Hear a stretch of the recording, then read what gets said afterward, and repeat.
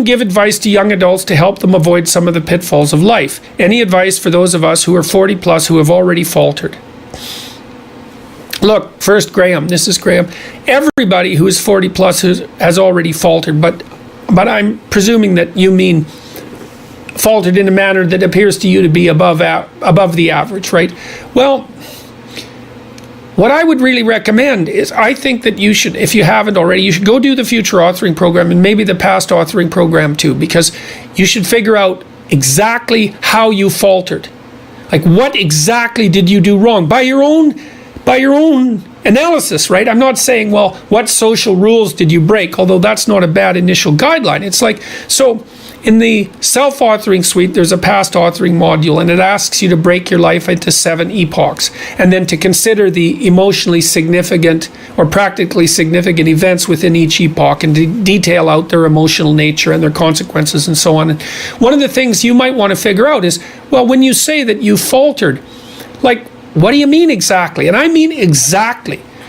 Go over your life with a fine-tooth comb. This is what Alexander Solzhenitsyn did, by the way, in the Gulag, before he wrote the Gulag Archipelago. He went over his life and said, okay, well, like, where did I go wrong? What did I squander? What mistakes did I make? And what did I do right? So that you can orient yourself now. And then you want to think, and this is why we built the future authoring program, well, look, you got 40 years left, man. So what do you want them to be like? So what do you want to aim at? At least, how are you going to minimize the misery if nothing else? And so you need a plan.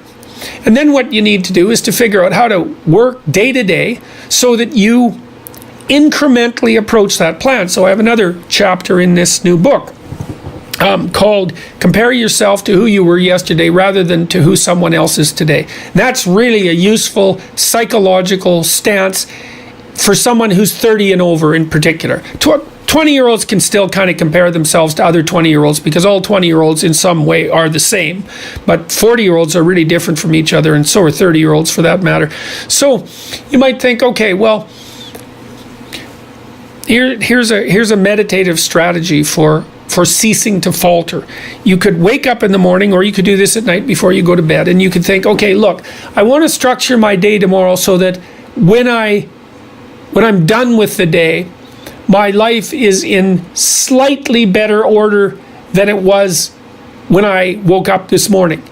It's just slightly better, because incremental progress is massively, massively effective, because it bears exponential fruit, just like a bank account. Compounds. Incremental progress compounds with time. So you can get up in the morning and you can think, okay, there's some things in my life that I could put in order today. They're usually things you don't want to do, as I mentioned earlier. What could I do today that would help put my life in order that I would do?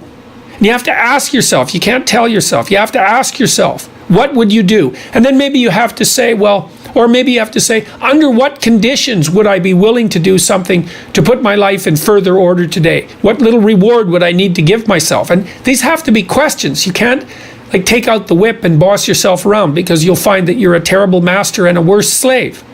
And so you can get a long ways if you look low enough. One of the things Carl Jung said, which I really liked, was that modern people don't see God because they don't look low enough. They don't have the humility.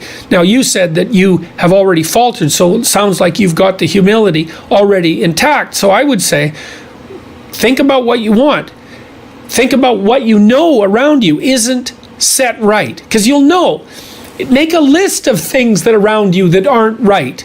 And then start thinking about small things you can do, like trivial things that even a fool like yourself could manage, that would orient you in the right direction and help straighten out your life. And try that for a year before you decide that you're a failure, you know?